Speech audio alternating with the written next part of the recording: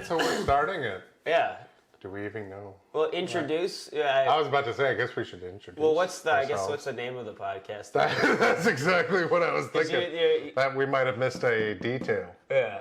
Well, I mentioned in the car, Artistry Under Fire, if we want to talk purely thematically on art, but how we view it, what we appreciate and what we don't. And I mean, you could say you hate a certain movie or this or that, or how people do shit. Yeah.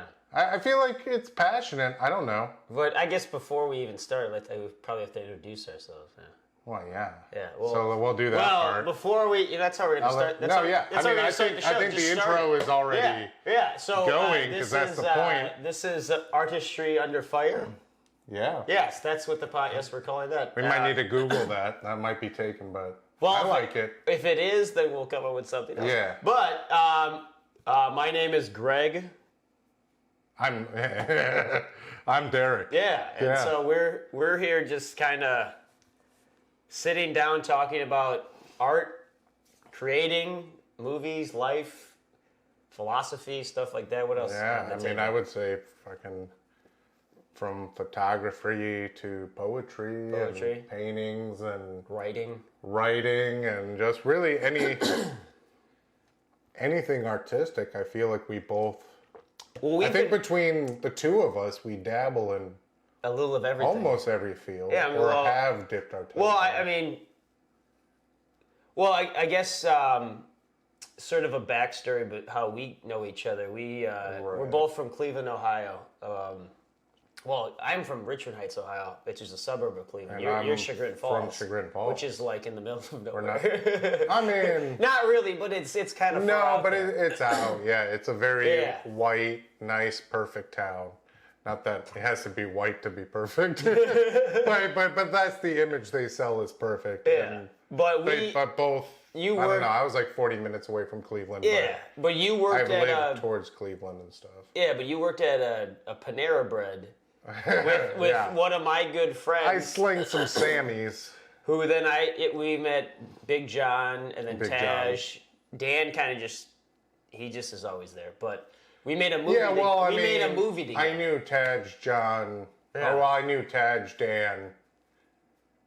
Yeah, I guess those are the other two that I knew. And Taj I brought Taj to Panera or helped make that happen. And then we met John. I was wondering, how did you get to know Taj?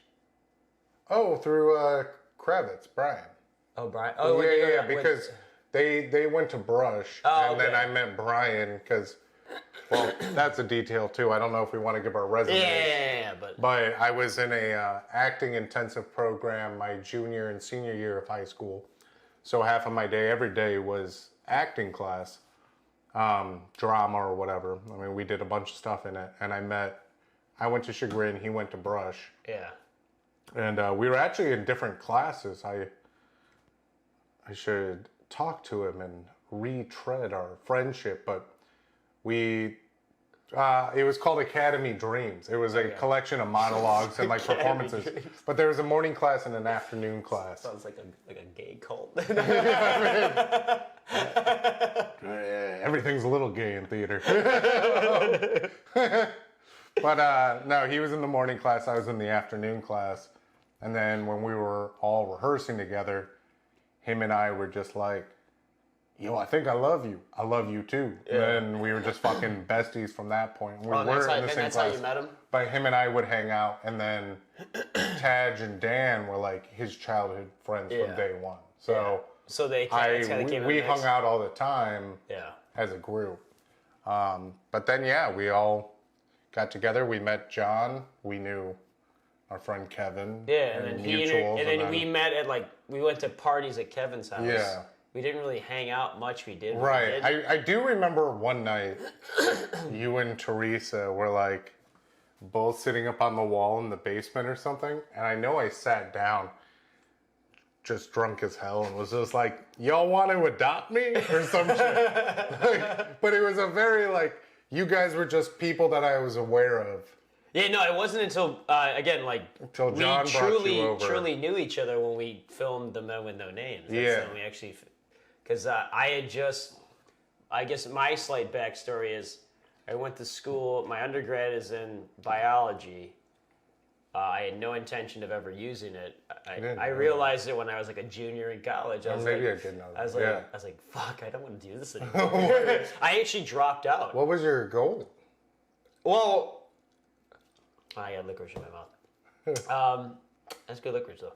My dad was kind of pushing me towards like pharmacy. Oh, right. Yeah. And so I was originally a chemistry major, and I hated it. I thought, like I said, one of those things when you go to college and you're like, hey, you should do that. I mean, I don't want to like, it sounds like I'm bragging, but I was, of my family, I'm probably the most intelligent when it comes to like the sciences and math and stuff like that. Even though my brother's like a math teacher, and right. But their focus is coaching, right? It came easy to me, and so my dad's like, you should get into like pharmacy. Dude, you make like 6 figures easily right out of school, and then I hated every inch of chemistry. Yeah, and I wanted to do. In high school, I took black and white photography. And with Mrs. Schroeder from NDCL, she's the lady that actually, it was actual film photography. Yeah. And so I was in the darkroom, and I fell in love with it. And I did the same. At that moment, I was like, oh my God, I love doing this. I think I want to do this for a career. And then you get to that age, and I remember I applied to a couple colleges locally because my dad's like, yeah, we can't afford to help you pay for like anything else. I applied to some art schools. I did get into some art schools, but I was like, yeah, I'm not going. There's no way. I can't do it. Yeah. Like you got in. Yeah, I got in. Yeah. I got into a couple, and I just said, I feel like that's what some people don't realize about like artistic degrees. Is that like you can get in sometimes if you're lucky to get in, depending how they are, but it's that affording part too. Well, yeah, and there's no guarantee. Well, that's another thing. There's no guarantee in the arts. Yeah, it has to all be you. No, yeah. But I guess that's kind of what like always drew me to get the ghost. I also do magic tricks. But yeah, no, and so like chemistry, I dropped out, and I realized I had a bunch of student debt, and I said, fuck, I only have a year left. Let me just finish it. So I was like, okay, what's the quickest way to graduate? So I switched my degree to biology, got it in biology. I'm probably like a class or two away from getting my degree in chemistry. I could probably just go back right now and get it. Yeah. But I have no interest. But then I got my master's in film. That's where I went to DePaul. Right. In Chicago. And I loved and hated that experience, which we can probably get into like another episode. Yeah, right. Yeah, I was kind of drained of just all my energy when I finished. Yeah. And then I came back, took like a month off, did nothing. I didn't work. I didn't try and find a job. I did nothing. After your master's? Yeah, well, after my master's, I moved right back home to Ohio. Which was in Chicago. Right? Yeah, but I moved right back home to to Cleveland. And I had no interest in film, like to do anything for like a month. And then all of a sudden, I like woke up one day and I bought a camera and some camera equipment. I was like, I want to film a movie. And so I did a bunch of little shorts, and then I was talking to Big John. Mm-hmm. And then he introduced me. Well, I wouldn't say introduced me, but he brought the idea, hey, Derrick's an actor. He bridged it. Yeah, and then you showed me your reel. And actually it was me, Big John, and Teresa, my fiance, Teresa. I think we were at like a DSW, like at a shoe store, and John's like, yeah. Big John like always walks around. He's like, he's an actor. Like, you should really. And then he gave me your number. I texted you. You sent me over your reel. I was like, fuck yeah, let's do it. I sent you a couple of the Venmos. Not Venmos, Vimo or whatever. Yeah, Vimeo or whatever. Yeah. I don't know if that's still a thing. And then the night of we were filming the first night, I told you just to bring clothes, and then like Taj and Dan showed up. Like, who the fuck are these guys? Well, I was actually pissed that they showed up. I was, and then I was like, well, fuck it. I guess I'll just like interview them. Because we originally met because I would have like bonfires up in my backyard. Yeah, we did have the bonfire. So, that's and where we talked, and you were like, "Yeah, let's do this." And then the whole squad showed up. Well, I was like, "Dude, it's gonna be you and Big John. We're gonna be the actors." It's gonna be a two-person movie in like a fucking house. Yeah. In a car, and you guys are gonna try and rob a bank. Yeah. Well, I didn't even give you the premise. I just said, "Do you want to do a horror movie or a bank heist?" And everyone said bank heist, and I was like, I was hoping you guys were saying that because I really wanted to do it, but I literally had no script. I had no idea. I just was like, I'm going to interview you guys as if like I'm a documentary filmmaker interviewing guys. And I remember, and you would know the name, but. Me and those boys, obviously heavy partiers. Yeah. You mentioned some Russian director. Yeah, or like Russian filmmakers. Yeah. Somebody who was just Frank, Frank, who we know. We will not say anything else because you don't know what Frank will do. Frank might slap a lawsuit or something on you. You don't know what he's capable of doing these days. But yeah, so we'll just say Frank. Told me about these Russian filmmakers that would get their actors like insanely like drunk and then hit record. And that's what we did. And shit happened. And so you guys... It didn't go bad. Dude, the first night... I don't know if it was cohesive storyline-wise in the long run. I think we laughed so much. Like, and in between me asking questions, you could just hear giggling in the background. Taj was the best. And I talked to Taj. That's why we got to have Taj on here and talk about his experience, because he told me that the night that he was gonna do it, he was like absolutely petrified because like he went behind you, and you did such a good job. He's like, fuck, I'm gonna fuck up. And so he said he basically got drunk, and then like all the worries went away. Yeah, and especially the immediate Tony Franco stuff. I mean, sometimes that's how it is, especially with that little bit of fear where you go, I mean, of course, alcohol helps loosen things up, but when you're like, fuck, well, if I'm going to do it, I'm going to fucking do it. Yeah. And it's almost like diving off a cliff, because I actually, when I perform, I have immense anxiety. And honestly, I lose the magic if I'm not scared. Well, I read... like if you over-rehearse or something, or like if you're doing a stage performance or play and you're like several weeks in, which that's what they train you as actors, of always finding fresh things, but sometimes like the first few performances you're like, fuck. Well, and then you get to a point where you're like, I got it. Where's the fear? Fear is always fun. I think it was in Rick Rubin's book that I just finished. I think, or maybe it was a different book, or maybe I heard in another interview. I don't know if it was like Denzel Washington or Daniel Day-Lewis or Gary. I know Gary Oldman gets violently ill from. I think I saw an interview where he said he gets violently ill before, but he uses. And then I think Henry Fonda. The dude from 12 Angry Men, I think when he used to go on stage, I think it was him, I heard, that he would get like violently ill. No, that's a pretty regular thing. I'm trying to think who that they're like, I've literally thrown up before every premiere performance. But then you use it. The same thing with me when it comes to like the night before I am about to film something. I'm like excited, jacked up. I'm like ready to go. And then the morning I wake up, I immediately start thinking, I'm terrible. I'm awful.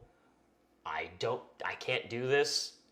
And then as soon as we set up, I'm shaking when we're setting up the lights and everything. And we're putting people in their first places or their spots or whatever for their like cues and everything like that. And as soon as we do the first take, usually, first takes usually are the worst because you have no idea what you're doing. Like you don't know if it's you right. Yeah. And so you kind of especially as a percentage, of course. Yeah. Yeah, but then after the first take, I go in like a trance and everything disappears. Well, that's why I kind of think of it, and I'm definitely not the first person to use the metaphor, but it's kind of like double dutch. Yeah. Where you got 2 jump ropes going and, you know, fat, and you're just like, fuck. And yeah, it's that take 1. You dive in. But then once you're in it, all of a sudden it's just like, oh, I'm in it now. And it's, yeah. You know, you do find a rhythm. I mean, I guess some people, if you're lazy enough, but I think that anxiety helps click in the fight or flight. Yeah. Well, flight, you fucking let me set, ask you this. I had fight, you stick around. You saw that one short I did where I was just shoving pies in my face. Mm-hmm. So that was the Pies of Fury. Yeah, Pies of Fury. Yes, watch it. It's pretty good. But again, like the premise was, I love Bruce Lee movies and I love Three Stooges, and I combined the 2. That's basically the premise of the whole thing. Absolutely. But for the project, it was me, this guy named Dan. I don't know if I should say his last name. Again. No last name. Yeah, I mean, Dan and who was the sound girl? Katie. Her name was Katie. Mm-hmm. Really nice people. But none of them wanted to act. We couldn't find an actor in time, so I was like, yeah, I'll do it, whatever. And the night before I was practicing, and I think I watched for... Wait, so other people were involved with that? Yeah, so I had the sound person. So if this was the room, Katie was in this back corner, Dan was right the camera, I was here acting. Her sister was in the corner handing me pies. And then I lined pies up on chairs and on the ground, and then I put, I don't want to ruin the ending because the grand finale, I guess, is like the what makes it. Yeah. But that's wild. I literally thought that was you, like just in like, and then just fucking. Yeah, but no. So I only did one take. That was it. I was like prepared to do like 3, 4, 5, 6 takes. Yeah. So I bought a shit ton of whipped cream, which again, I didn't know you're not supposed to buy actual whipped cream when you're shoving it in your face. It's supposed to be whipped cream. I mean, it's supposed to be shaving cream, because apparently whipped cream, if it just sits, spoils and smells the place up. Oh yeah, I mean, it explodes amazingly well. But so first take. Right before I went behind the door, I was like getting ready, kind of a thing. And then I went out, I was doing the thing. I was kind of aware the camera was there in front of me. Right. As soon as I hit myself with the first pie, I went into a complete trance. I don't remember any of the stuff I did after that until the ending, and then they yelled cut. And then it took me like a couple minutes to like come back down. That's like the only time in my life where I've actually just like lost myself in like a moment. Yeah. And I'm guessing that's for like some actors, like Gary Oldman always talks about losing himself in that moment. Yeah. And you forget that everything exists. Well, there was a this was, and then I guess we'll get on to something else. But. Well, no, but because I feel like you've done a pretty solid intro on to your. And obviously there's a million details and shit, but kind of your pathway into artistry, like following on that point, maybe I'll talk about how I got into my artistic stuff. But I don't know if it's being a good actor or if it's being just a flawed human being for this detail, but... Well, okay, so I'll circle it around because it does have to all do with me getting into acting and then having passion in artistic things. Well, when did you start acting? Well, okay, so let me just say the point, and then I'll tell my little story into it. But when you mentioned kind of going in that trance, I was in high school, junior. I played John Proctor in The Crucible. Yeah. And, you know, it was high school performance through the academy. And that's a heavy play if you do it right. Yeah. You know, I mean, there's scenes where people are yelling, there's girls screaming, fucking, I saw the devil and all this shit. Yeah. Like, so if you're committed to the moment, it's fucking, it's borderline, like, from the perspective of the people there, it's like, are these people possessed? But what the real story is this bitch is crazy. Yeah. And, like, it's almost worse than a possession. A possession would make more sense. Yeah. But if you're somebody who's just like, I shagged this girl who is now obsessed with me. Yeah. And now the entire village is saying everybody's possessed by the devil, blah, blah, blah, blah, freaking out. There's a heavier, like, from the point of view of John Proctor and even the other people who question things, it's more horrifying to think, like, everybody's fucking lying and, like, the judge is taking it seriously. Yeah. So we're in a high school in a smaller theater that they had given us. And it was a ragtag theater. For that, like, they did build a thrust, just kind of a fucking, I mean, it was a well-built thrust, but it was an old stage from like the 80s or 70s, little stage in what was also a small basketball court. Like when we first came in, the floor had like, the hoops weren't there, but you could still see some of the like lining of like the tape. Yeah, from the 3-point line. Like the court, yeah. It was there, but they just put fold-out chairs, and we're doing the scene, and apparently in one of the performances, there was like because the PA system was still connected to the high school. Yeah. Now this was later on, but it did kind of like a dun, dun, like, you know, some fucking PA announcement in the middle of the show. And I finished like a scene or something, went backstage, and they were like, that was fucking annoying. You can just imagine like, please come to the office, please come to the office. Yeah, and then you're like, she's a bitch! Like, no, but I had no recollection of like everybody hearing it. Yeah, I did not hear the PA thing. Now that, even though I'm committed to the character and what I feel brings a great performance is when you are reactive in a scene. Yeah. And let's say, like, you know, if you're doing a long run of a play, if something like that's that how you keep it fresh. Is that like, you know, this scene's going on. This person's playing with a coaster. Yeah. But all of a sudden it's your fucking 12th performance. Yeah. 20th performance. And all of a sudden, like, they drop it.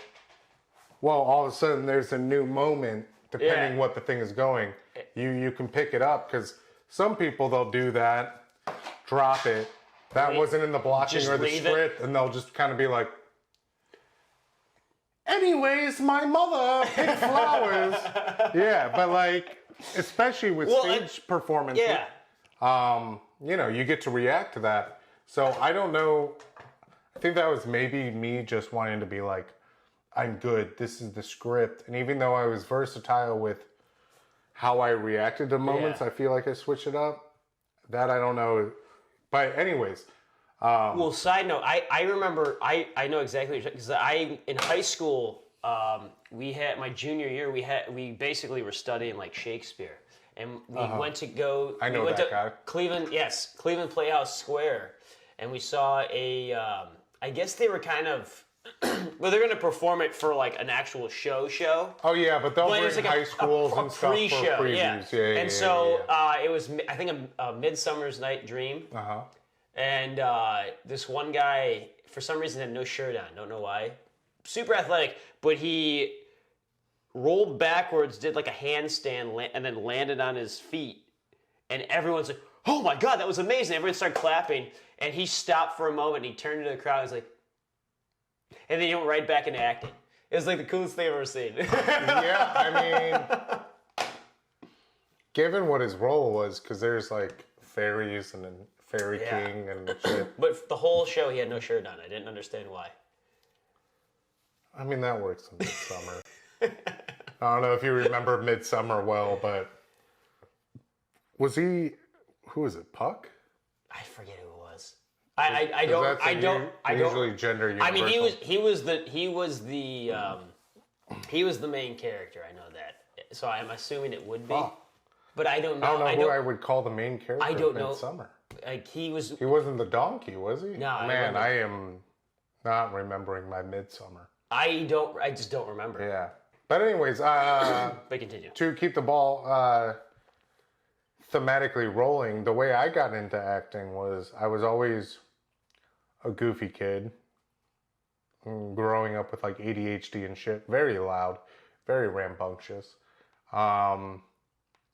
And even growing up, like my mom would always take my brother and I to garage sales a lot. And I don't know if my mom randomly started buying it. I don't know when it started, but we would buy like Halloween costumes and costumes and stuff. And I had in our closet a giant box of just costumes? Anything. Yeah. Costumes, pirate shit. Throw the shit on. Dinosaur costumes, fucking anything you could think of. And like, I don't know, that's what my brother would do and I would do. We'd play dress up. And just act out stuff? We just play. It'd be like, you know, how like you're you have nothing. We're a family of dogs and you're playing with your friends. Like when you're fucking young. Yeah, you're like imagination. When yeah. And so I had always done that since I was young. And then also in the playground, like, you know, I'd pretend to play we'd be Dragon Ball Z characters during recess. Dude, Super Saiyan. Yeah, all that shit. But like, I even vividly remember being at daycare. They had this like pirate ship. Yeah. Like playground set, but it was, I mean, the pirate ship was like, I don't know, about the width of this kid, like the living room or whatever. Oh, so it was like a decent sized ship. It was a 2-floor thing. It was just a wooden thing. It's like if you took a complicated wooden playground and just committed that into a pirate ship. It was kind of that. It wasn't huge, but like there was the bottom floor, then there was the top floor, and it looked like a pirate ship. Yeah. And I guess especially in daycare, there's 2 kids older. These are deep dive memories. But you're like, this is actually good. You're like Captain Jack Sparrow before Captain Jack Sparrow. Well, yeah. I mean, but I remember genuinely, like, with the other kids in daycare, feeling so committed to the fantasy of being pirates. Like, there would be tyranny, there would be backstabbing. And it was purely role playing. Yeah. It was just kids. But we had the set and shit. And we would even do fantasy stories. I remember there was this, I don't know. It's like when I look back at it, I think of those memories as vividly as a movie. Because you have the childish wonder and committed to it. But yeah, it was always like crazy fantasy stories. There was drama in it. It was always like live. It wasn't like, I mean, of course there were stupid kids things like, well, I had the magic gem, so I win. But I remember being like, instead of being like, well, I have a stronger gem, I remember being like, this changes the story. Now it's this and that. Yeah. And so a lot of that growing up. And then also this was a really weird fucking thing, but we would regularly do it at the daycare I went to.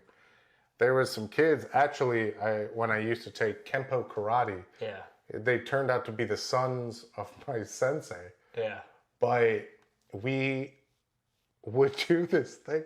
It's fucking wild to think back on. But there was like, I mean, we weren't even close to being teenagers. Yeah. But it was the older kids. I mean, there was a room for babies. There's a room for like toddlers. And then there was like the older kids or whatever, which however old that would be. But we would do court cases. You like Law and Order? Yeah, but there would be a judge. There you would fucking testify. They would say what the situation was. Some of the kids was a jury. Yeah. Honestly, from the point of view, like I do remember this. And they'd pretend to roll a TV out. And then like the guy who would like do it, one of these kids that was like 2 years older or whatever, he'd be like, you know, it'd be like a bank robbery or something. And you'd be like, well, I shot twice, like I only shot once, but it was a warning shot, blah, blah, blah. And they'd be like... You had these like in-depth stories. But they'd be like 20 minutes ago, they just testified. And as you see in the picture, there was 5 bullet holes. So you are currently lying. And that is on the thing. And I remember like having that moment and being like, how can I twist this? And it's like, no, fucking. But so it was a lot of that. It was like, dude, you're improvising. Yeah. You're not even realizing and I also would also, growing up, I feel like there was a weird period of time where boys would bully me in a weird way at a very young age. Yeah. Until like 5th grade. For some reason, I don't know if it was because I was hyper, I don't know what it was, but I would hang out with girls a lot. Yeah. And we would, depending if it was daycare or school or this or that, I remember just playing house a lot. Yeah. And I also remember in daycare really enjoying, like, they had a costume box too, but I remember putting on like this zip-up wedding dress and high heels, and I was like, this is fucking awesome. You know, zip it up in the back, and it's like, I feel fucking good. But it wasn't even just the sense of a dress. It was just like trying on new and different things. So I think that's the underlying playing the character. But maybe yeah, or just like fucking like entering into something I haven't done before. So I would say that's like the fucking seed of childhood that probably helped me be decent at what I do when I do it. But then I started growing up. 5th grade, I started having more friends, got into like kind of the rowdy skateboarder kids and shit. And I got really into music. Just fucking rock, metal. No, honestly, 5th and 6th grade, 7th grade, it was very rap dominant and like skateboarding and stuff like that. But always being like a class clown. Yeah. And joking around and shit. I guess I did some performative stuff with this, like, I wouldn't call it, after school special kind of thing called Destination Imagination.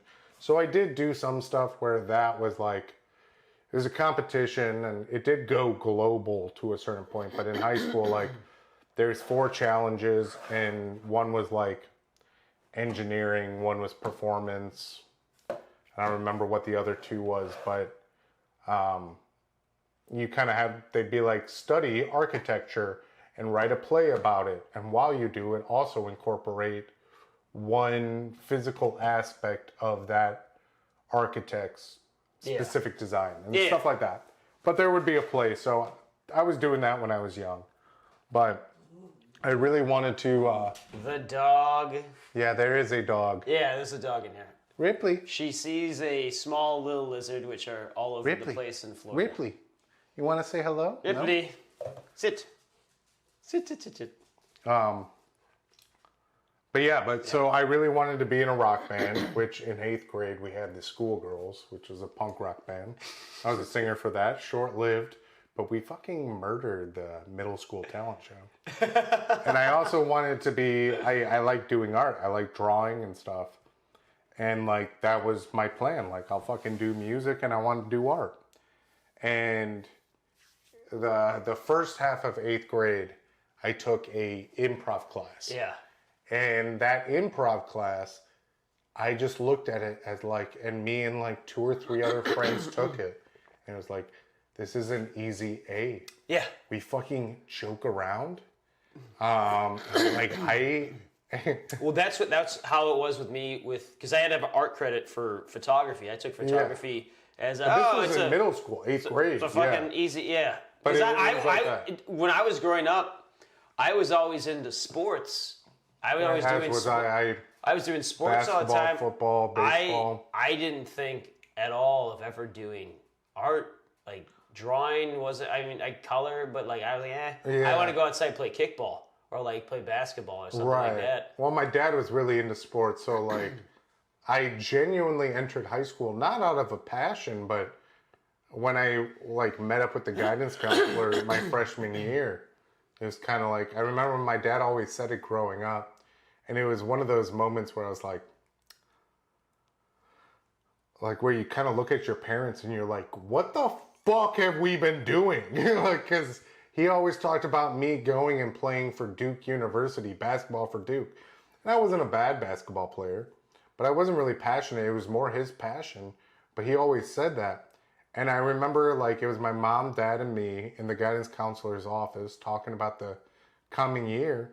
And he was like, you know, do you have any schools in mind or this or that? And Oh, for college? yeah. And I was just like, I don't know. My dad always said Duke. So I was just like, Duke? maybe Duke University. Like, and my parents and the guidance counselor, they all started laughing.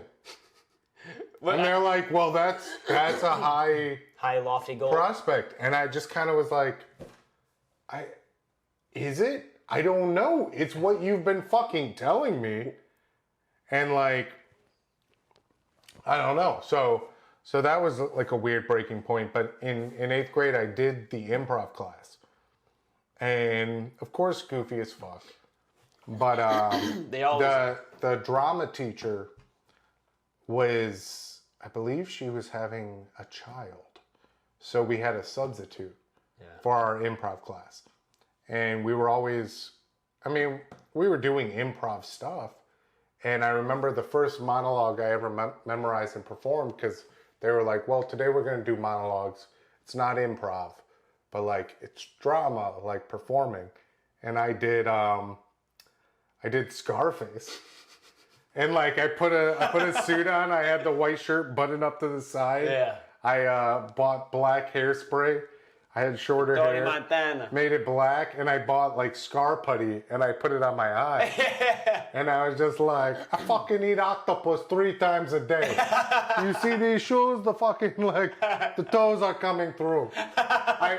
My name is Tony Montana. I'm a political prisoner of Cuba, and I want my rights now. Like, that was my first monologue I ever did.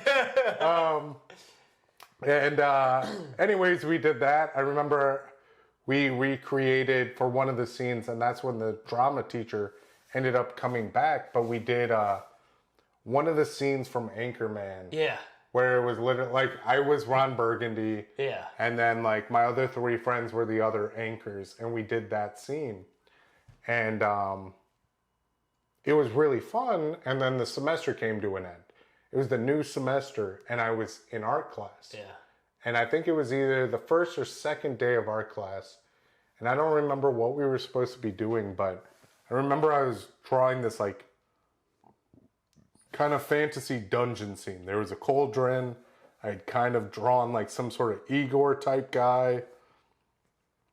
I don't know if there was a witch or anything, but all of a sudden, like one of, I believe it was the drama teacher or the guidance counselor came and they asked for me to like come to the office or like step out in the hall. And I was like, okay. I'm like, hey, what's up? And I was always getting into trouble and shit. So part of me is like, what did I do now? We're like not even a full week into the new semester. And it's the drama teacher. And she's like, I'd really like to have you in my class. Oh, the drawing, like painting class, or like the acting class? No, the drama teacher. Oh, the drama. Okay. The drama teacher came to me when I was in art class, and she was just like, she's like, we can help switch your schedule around. Like, I'd like you to drop your art class and do drama. Yeah. Take the drama class.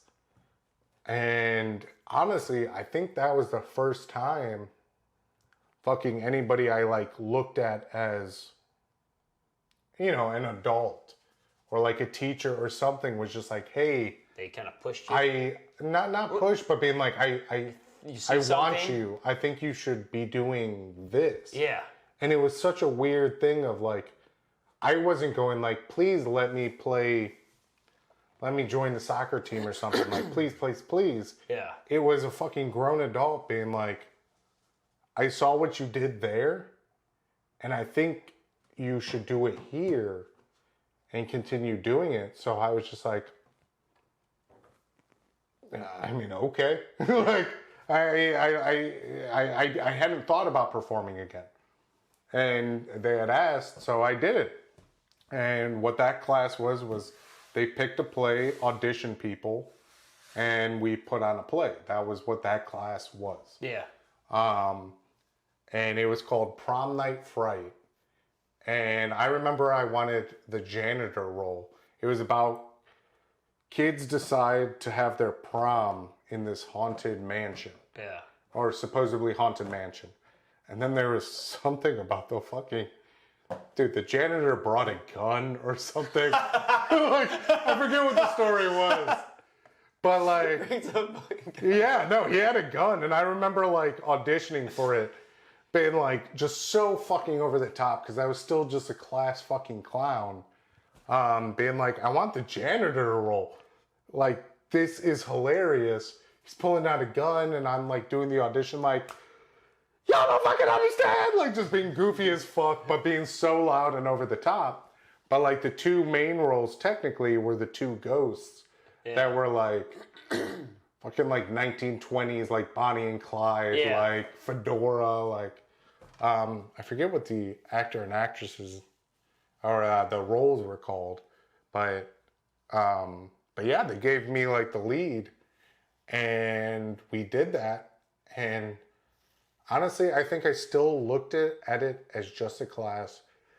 Then my mom was like, you know, you seem to like that. You did really good. She's like, here's this acting summer class. And me being who I was at the time, even now, so I'm more to say yes than go after something. I went and did that acting class over the summer. And I was just like, yeah, I don't know. I'm just here. I'm having fun. And I remember there was one of the ends of the scenes, end of the like summer camp. You were supposed to learn a monologue and do the monologue for all the teachers. Yeah. And me still being just the fucking class clown rebel, me and this other guy, I think his name was Eric. I was like, what if we fucking improv our monologue? Pick a bullshit name. Yeah. And then you just improv it in front of them.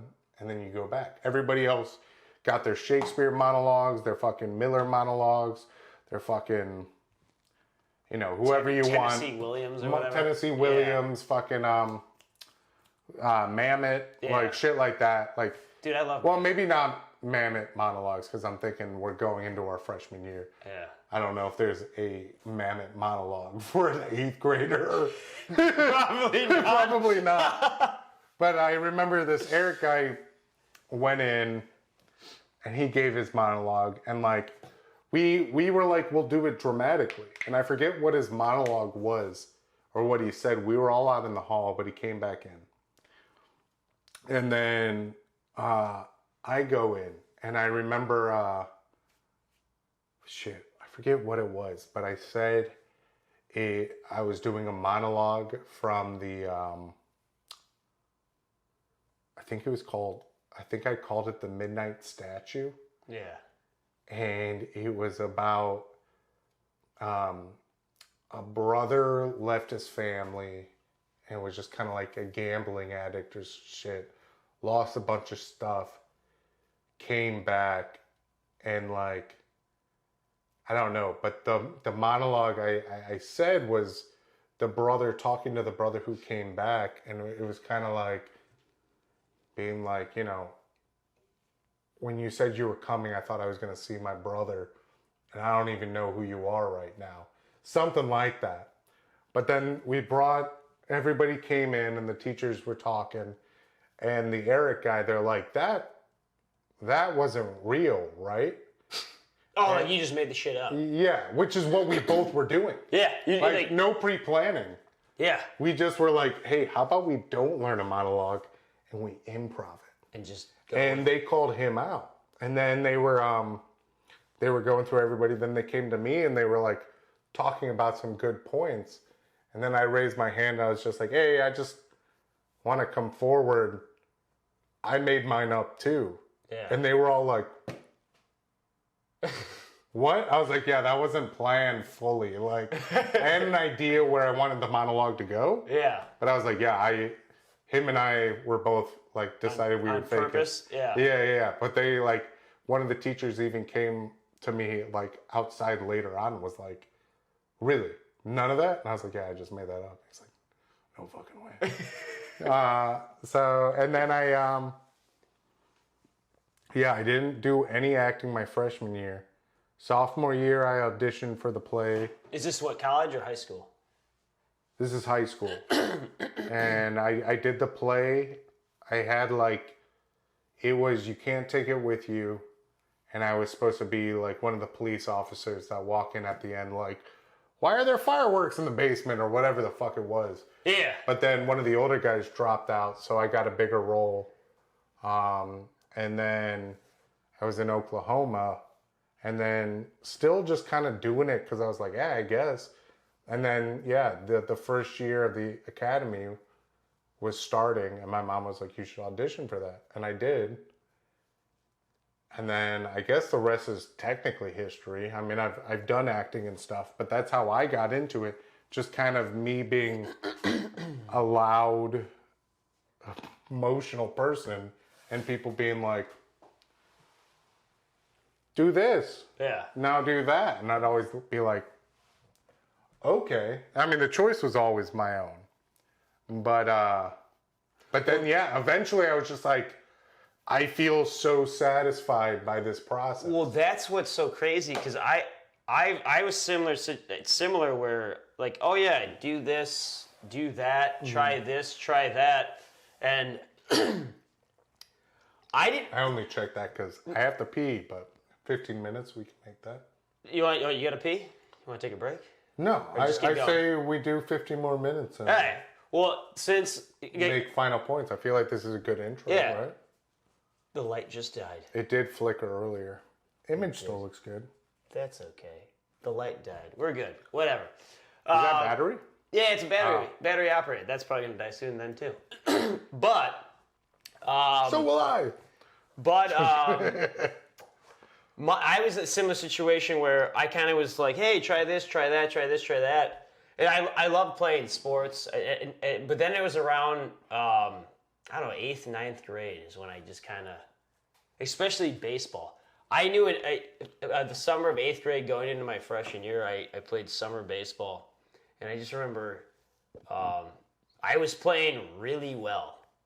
I was asked to be on the city team, shortstop, to play shortstop really? For the city all-star team to play other cities.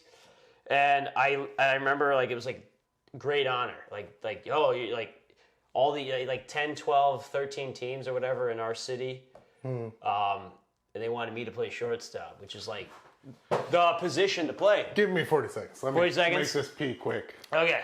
But you can keep talking. Hopefully I mic'd up. Keep talking. You mic'd up? You're just going to take a whiz? Well, no, I could be... Should the pee be on the camera? Dude, why not? No. Did you ever see the documentary, The Jinx? Real. Maybe I can stick my mic out the bathroom door? I guess so. No, I mean... This is... do you ever see The Jinx on HBO? Yeah, with that one dude? Yeah, where he's I've heard about it. He talks to the mic, he doesn't know he's on the mic, and he says some shit that might have incriminated him. It's kind of like this, but you're peeing. Well, you can't incriminate me. By the way, we have, we'll have to tell the story about the Eddie Murphy. Push it out quick! Yeah. But, that was a great purchase, according to Derrick. And now we wash our hands. Yeah. Use soap and scrub with warm water for 20 minutes. What's up, Ripley? What's up? You coming up here? Fucking Jesus. What's up? You coming That was unprofessional of me. That's okay. Don't worry. But I feel like that brings... We're roommates now. You don't. It brings a realness to the podcast. But no, I getting back to what you're saying, that you kind of pushed. Yeah. My parents hey, try baseball, try basketball, try this, try that. The only thing that I ever really enjoyed as a kid was watching movies. I know me too. I remember the first movie I ever saw. I was 3, maybe 4 years old. Wizard of Oz on ABC, Saturday Night Movie. Yeah. That was the first movie I saw. I was blown away by it. Yeah. And I watched it all the time. Every time I went to Blockbuster, that's all I ever rented. And then my dad got sick of The Wizard of Oz, and he's like, we got to change it up. So then, Three Stooges. I saw every Three Stooges episode. Mm-hmm. And then it's like, okay, we can't keep watching these again. what else? And then Back to the Future. So like I, as a kid, the only thing that I can ever remember, and it took me so long to figure out that I love movies. Like that's what I want to do, and I still want to do, even though like I've had so many career path changes all over. But and I guess that's why we're starting this podcast sort of a thing. It's everything. Yeah, I mean it's like almost like a therapy session. Yeah. But I was one of my greatest joys every Friday night, it's usually Friday or Saturday night. My dad would take me to Blockbuster because like when you're young, you have the only form of entertainment is TV or video games. And my older brothers had the video games upstairs. Well, right. And so they're always playing. So the other TV available, what do? You pop a movie in the VCR and you watch a movie. And then later down the road came to be DVDs. But but technology. I remember when because I was like a sophomore, junior, because photography I took I think in the fall, or was it the spring? I think it was the fall. Yeah, it was the fall. So like junior years when you start to kind of like, hey, what do you want to do for the rest of your life? What do you want to do for college? What do you want to do for the rest of your life? That's when they start talking about that stuff. And it started with that photography class. The first like 3 weeks, I didn't take a single picture. We were studying like the history of like the camera's invention, how to use the camera, the pinhole camera, like what light and everything, the science behind it. And so the first thing I did, I had to make a pinhole camera. So I bought a shoebox covered the shoebox, poked a little hole, put a piece of black paper over the hole, and then I put a piece of the film paper. Oh, you did all that? Yeah. That. And so I made it's a very blurry image, but it was an image of me, but you couldn't really see any facial features. I thought it was kind of cool, but when we had our first project where we went out and took pictures with the camera, she handed us the reel of film, and she's like, okay, just go out and take just whatever, I don't care. Like the first one, she didn't really care. She just wanted us to get pictures. And so I took pictures of my brother. We just messed around in the backyard. And then I remember him taking the one where he's holding the basketball. Again, I didn't know. He just like, yeah, hold it like that. And there's the Nike swoosh. And then. Oh, right. That's the one that, That was like maybe like the 5th or 6th picture I've ever taken in my life on a camera. I remember we had to develop our own film. She wanted us to know how to develop film. Yeah. And it was terrifying because you dunking it. All it literally was she opened up. Dude, there was no light. It was pitch black. There was a closet, and she put like a thing in the bottom of the door to like let no light in. So you were in there blind. So you had. That's why I went. You had to memorize. My school was nice. We had like a rotating door. Well, yeah, we for did the dark too. room. Oh, okay. But that was separate. I thought you were like in a mop room. The dark room was separate from the developing room. The developing room literally was a mop room. And I had to memorize where every chemical was and where everything was. In pitch black? In pitch black, and do it in pitch black. So I was like, everything like that. And then when I was done, I put it, and it's like, please don't get like, and fuck up. And then the next... We had, like, you would go into the dark room, red lights, and then there was a corner rotating door. We had no red light. That was, like, the dark room. There was no light in our dark room. They didn't have any light. The only light came from the enlarger. You could put so you didn't have a red light? You had to wait till your eyes adjusted to the dark. So it was a large enough room where your eyes couldn't adjust to the dark, and then once you got adjusted, you could see everything. Well, yeah. But yeah, the chemicals and everything like that were in the center of the room against the wall. So the rotating door was here. Right when you walked in on your left was the chemical bath. Yeah. And then all around were enlargers. And so you just picked whatever one, and then you turned on the enlarger. If you wanted the red light, you put a red filter over the light. The paper wouldn't get affected or whatever, because the red light, for some reason doesn't affect it. Yeah. I don't know why that is. Yeah, I forget why. I'm sure. They definitely told us. But as soon as I just randomly took a picture. I think it was my brother like making hot dogs on a Foreman grill. I think it was the first. Oh, hell yeah! It was the first picture I developed, and I took it, and I was like, I don't know what I did. I'm not, because you have to, however long you put the light. Ah, yeah. What? Oh, hello. Intruder! Intruder. But however long you put the light on the thing, depending on how bright or how dark it would be, and then you put in the chemicals. And then I just saw this picture come to life. And then It is wild to see it fucking... Yeah, and then I looked, and I saw it's getting darker. Why is it getting darker? Why is it... And it's pitch black. I was like, what just happened? And then, but yeah, Mrs. Schroeder told me, oh, you left in the chemicals too long, or you put too much light on it. And so I went back, and I was like, okay, let me try it again. And so I did it again. I put so much... I turned the light on, and turned it off. And then I put in the chemicals, and as soon as I saw an image, I pulled it out, and I was like, that's not bright. That's too light. I need to make it darker. And so then I went back and I kept going and kept going. She's like, how many times did you do this? And I'm like, this is like the 24th piece of paper. It's like, you only have like 300 sheets for the semester. Right. That's how I'm like, she's like, wait, what? Figure it out. Yeah. But I just kept going back, and I'm like, and then I finally got like the perfect image after like the 24th, 25th time. Right. And then I put it through the rest of the bath process, and then I came out and was like, I got it. And then she's like, great, is that the one you're gonna submit? I'm like, wait, what? I have to submit one? She's like, yeah, you're supposed to pick your favorite one. I'm like, oh, I think you wanted just to do all of them. And she's like, no, you're supposed to do like of your favorite one. I'm like, I had like 5 minutes before I had to go to my other class, and I'm like, I don't have any time. She's like, just do it next class. Screw it. And so the next class, I go in there, and that's the one where I picked my brother with the basketball. Yeah. And then I think I did that about 12 or 13 times till I got it just right.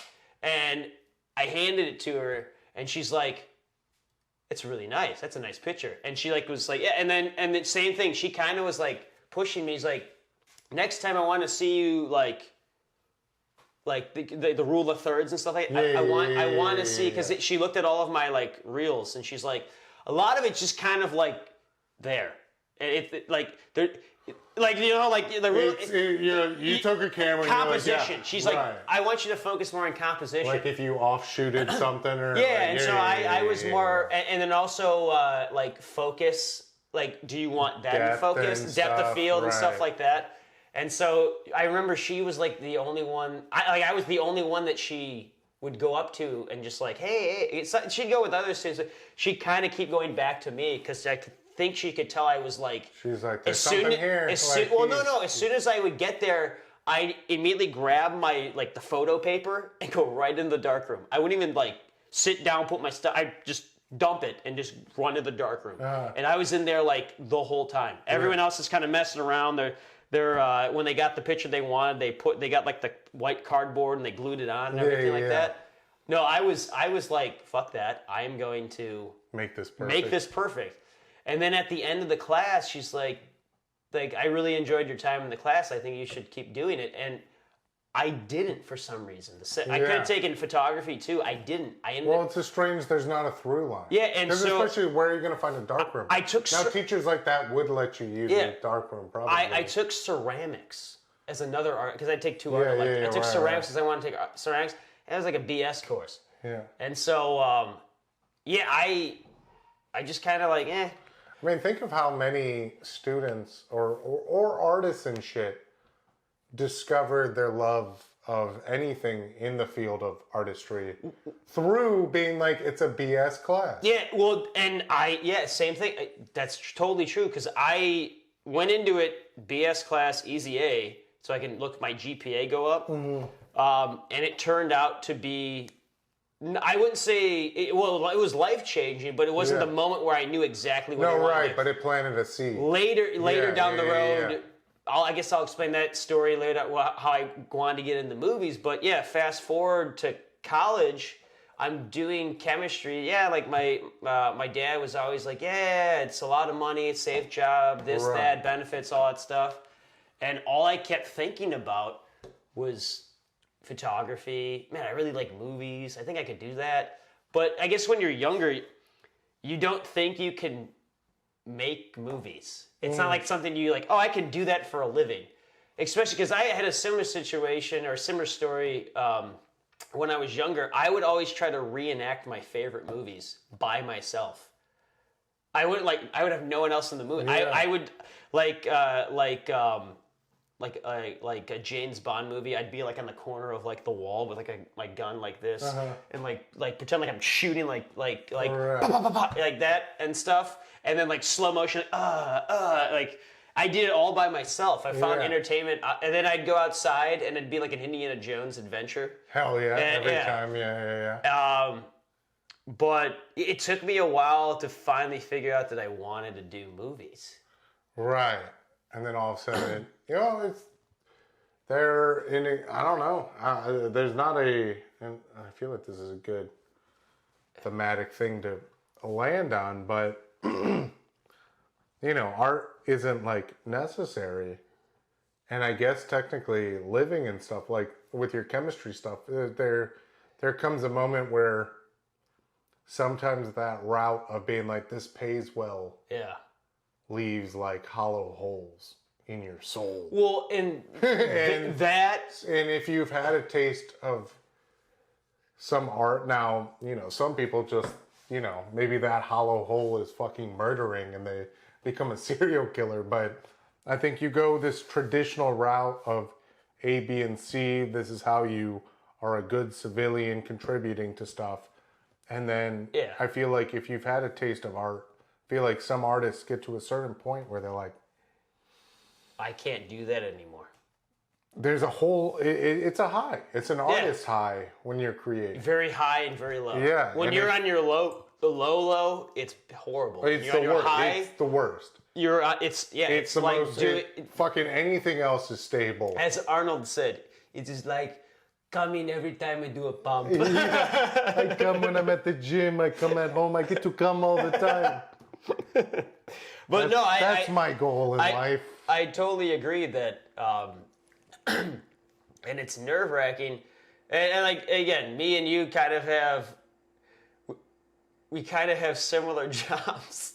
Yeah. Kind of. The grocery field. Yeah. We have similar jobs, but like for the amount of education I have and the amount of experience that you have, it for some reason it don't line up. It doesn't matter.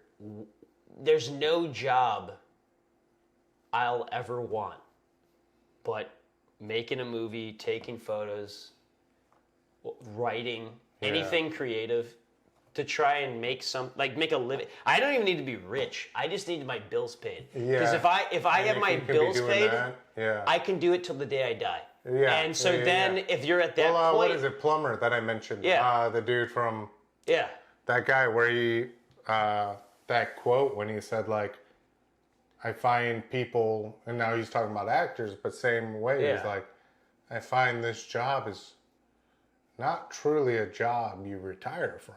You just, until you die. Yeah, especially for an actor, you age into new roles. Yeah. Which I think is what's weird about Daniel Day-Lewis, like, retiring. Well, even like photographers. Just say you're taking a break. Photographers like Ansel Adams, the guy who was taking pictures to the day he died. Right. You got guys like Scorsese, who's like in his mid-80s now. Yeah. Clint Eastwood's 90, he's still making movies. And so... It's what you do. Yeah, well, and then I also think and again, as I gotten older, I've become... I don't know if I want to use the word spiritual or philosophical, but like I start noticing the things that really matter and the things that make you happy. There's not an amount of money that could ever buy that. Oh yeah, no, 1,000%. And so if it came down to, hey, money definitely solves a lot of pain. Yeah. Yeah. But some people feel like people have a different level or scale of fulfillment. If someone came to me tomorrow and said, it's going to take 3 months, we're going to make a movie, you're going to be part of it, we can't pay you, I'd probably do that in a heartbeat. Yeah, I'm not quite in a position to do that, but yeah. I'm not either. Or maybe I would. Right. I'd have to think because am I going to be able Depending on am I going to be able to pay is. my bills Yeah. for 3 months? But if the project was worth it, for sure. Yeah, yeah. I mean, if like I don't know, if like Stanley Kubrick came out of his grave and said, "I want you to stand in the back. Don't move. It's going to take us 2 days to film that." Dude, I'm there for 2 days. Oh, yeah. Almost any ghost I will listen to. But yeah, for sure. Yeah. Well, I mean, where are we at right now? Wrap this guy up, I guess. I guess wrap it up. Yeah, I mean, the first one, this is the first good one. Yeah, no, this is a good first introduction. I mean, I People guess kind of get to know who we are. Yeah, it's kind of a little late into it, but I just moved in with him. Yeah, we just moved in with me and my fiance, and in Jacksonville, Florida now. Yeah. Crazy. Well, again, we'll probably tell the crazy story about how this all happened because we were on complete opposite ends of the country at one point. Right. And we wound up together. So I don't Accidentally. know. I don't know if there's meaning behind that. One would like to think. Yeah. Sure makes for a good story. And so we're going to take pictures, film some stuff. Yeah, this is Derrick's, one of his paintings. This is Eddie Murphy. That's Eddie Murphy's party all the time. That's it. It's one of my photos. I guess we're going to try and put more of our artwork up.